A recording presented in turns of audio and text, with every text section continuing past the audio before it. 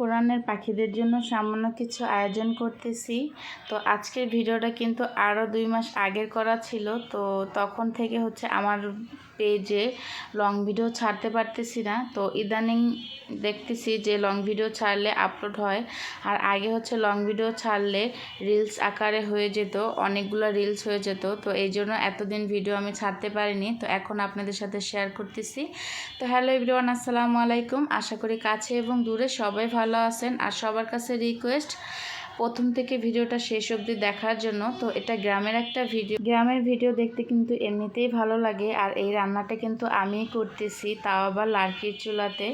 তো এখানে গিয়ে কিছু এতিমখানার বাচ্চাদের খাওয়ানো হবে। তো আমরা ঘরোয়াভাবেই করতেছি যে মসজিদে মিলাদ পড়ানো হবে আমার শ্বশুরের নামে, আর বাচ্চাদের এতিমখানার বাচ্চাদের খাওয়ানো হবে 10-15 জন এরকম।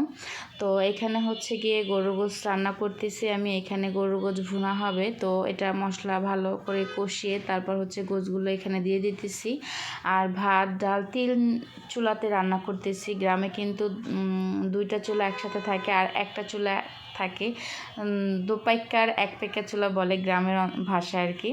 তো আমি 3 চুলাতেই রান্না করতেছি। এক সাইডে গরুর গোশত উঠিয়ে দিছি, কষিয়ে নিতেছি। আর এইদিকে গিয়ে আবারও গোশত রান্না করব, আলু দিয়ে গরুর গোশে হাড় গোড় দিয়ে রান্না করব, ওইটাও বসাই দিতেছি, মশলা কষাইতেছি। আর এইদিকে গরুর গোশত ভুনাটা হইতেছে, আর ওইদিকে ডাল রান্না করা অলরেডি হয়ে গেছে, আর ভাত 1 পাতিল রান্না করা হয়ে গেছে। তো মসজিদে যে মিলাদ পড়ানো হবে এই জন্য জিলাপি নিয়ে আসছে, 15 কেজি জিলাপি নিয়ে আসছে, আর বাসার জন্যও নিয়ে আসছিল। আর এইখানে গিয়ে যেহেতু আমার শাশুড়ি আর ননদ বাড়িতে থাকবে, তো তাদের জন্য কিছু কাঁচা বাজার আপনাদের ভাইয়া নিয়ে আসছে। তো এখানে মাছ গোশত এগুলোও নিয়ে আসছিল। তো এখানে কাতল মাছ নিয়ে আসছে, আর গিয়ে আরও কয়েক রকমের মাছ নিয়ে আসছিল। যেহেতু তারা বাসায় থাকে, ওরকম বাজার করানো হয় না। তো আপনাদের ভাইয়া যেহেতু গেছে, তো এই ফাঁকে তাদেরকে কিছু বাজারও করে দিয়ে আসছিলো। তো এখানে 10 কেজি আলু দিয়ে আলু ঘাটি রান্না করা হবে গরুর গোশে হাড়গোড় দিয়ে। তো এখানে আমি এক চুলাতে ভাত 1 পাতিল বসিয়ে দিছি, ওইটা হয়ে গেছে। আর এক চুলাতে আর 1 পাতিল ভাত আমি উঠিয়ে দিলাম, যদি সমস্যা হয় আবার পরে, এই জন্য আগে থেকেই রান্না করে ফেললাম।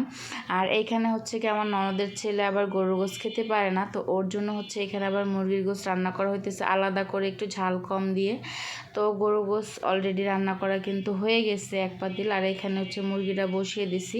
তো আমার রান্না পুরো কমপ্লিট। এখন যেহেতু বাচ্চারা নামাজের পরে চলে আসছিল, তো ওদের খাবার দাবার সব রেডি করতে হয়েছে, সব কিন্তু এক হাতেই করতেছি। আর এইদিকে আমার ননদরা ছিল, ওরাও হেল্প করছে আমাকে। আমার শাশুড়ি, ননদ, দেবর সবাই মিলেই কিন্তু রান্নাগুলো করছে, যেহেতু অনেক রান্না। তো এখানে যা যা রান্না হয়েছিল, এখানে ছিল মরিচ ভর্তা, আলু ভর্তা, তারপর গিয়ে এই যে বাসার জন্য জিলাপি রাখছিল এইগুলো, তারপর গিয়ে গরু গোশত ভুনা, তারপর আলু ঘাটি ভাত। তো সবার খাওয়া দাওয়ার পরে এটা ছিল কিন্তু সন্ধ্যার একটা ভিডিও। সন্ধ্যায় গিয়ে আমরা সবাই বসে, শাশুড়ি, দেবর, 3 ননদ, ননদের ছেলে, আমার হাজব্যান্ড, আমার ভাই, তো সবাই মিলে মুড়ি ভর্তা খাবো। এই জন্য এখানে গরু গোশত ভুনার ঝোল নিয়ে নিছি, আর এখানে টমেটো, শসা, ধনিয়া পাতা, তো সব কিছু দিয়ে কিন্তু এখানে মুড়িটা মাখানো হইতেছে। তো আজকের ভিডিওটা জানি না আপনাদের কাছে কেমন লাগলো, অবশ্যই জানাবেন।